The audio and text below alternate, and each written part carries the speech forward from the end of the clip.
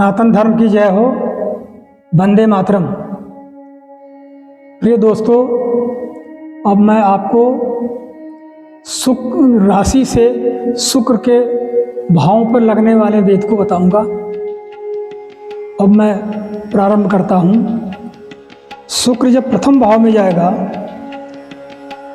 शुक्र का प्रथम राशि पर जाना अच्छा माना जाता है, लेकिन अष्टम राशि से अष्टम भाव में अगर कोई ग्रह बैठा हुआ है तो शुक्र के प्रभाव को समाप्त कर देगा।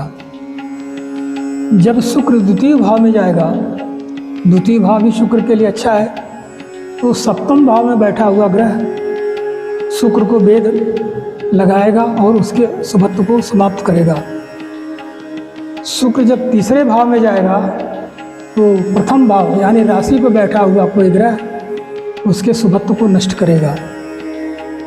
इसी प्रकार जब राशि से चौथे भाव में शुक्र जाएगा तो दसम भाव में बैठा हुआ ग्रह शुक्र पर वेद लगाएगा और शुक्र के शुभत्व को नष्ट करके बुरा फल प्रदान करेगा।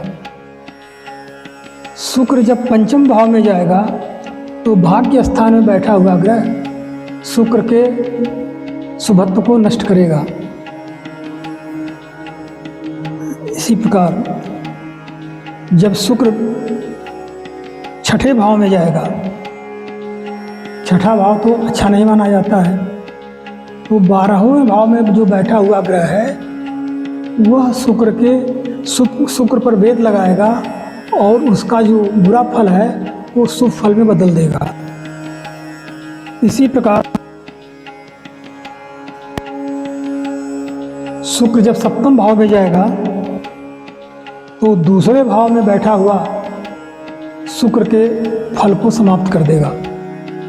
इसी प्रकार जब शुक्र अष्टम भाव में जाएगा तो पंचम भाव में बैठा हुआ ग्रह शुक्र के दोषों को, शुक्र के जो अच्छाई या बुराई है उसको समाप्त कर देगा और अष्टम भाव में बैठे हुए जो अनिष्ट कारक जो है शुक्र है वो शुभत्व प्राप्त करेगा। शुक्र जब नवम भाव में जाएगा तो एकादश भाव में बैठा हुआ ग्रह शुक्र के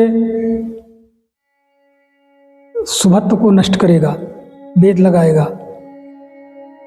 शुक्र जब दसम भाव में जाएगा तो चौथे भाव में बैठा हुआ ग्रह शुक्र पर वेद लगाएगा और दसम भाव में बैठे हुए शुक्र के शुभत्व को नष्ट करेगा। इसी प्रकार जब शुक्र एकादश भाव में जाएगा तो तीसरे भाव में बैठा हुआ ग्रह शुक्र पर वेद लगाएगा और उसके अच्छाई को कम कर देगा। इसी प्रकार जब शुक्र द्वादश भाव में जाएगा, द्वादश भाव का शुक्र सबसे उत्तम माना जाता है, लेकिन छठे भाव में अगर कोई ग्रह बैठा हुआ है तो वो शुक्र पर वेद लगाएगा, यानी उस शुक्र के अच्छाई को समाप्त कर देगा। इस प्रकार दोस्तों, हमने शुक्र ग्रह पर लगने वाले वेद के बारे में बताया। हम अगले एपिसोड में अब दूसरे ग्रह के बारे में बताएंगे। तब तक के लिए धन्यवाद। जय मां शारदे।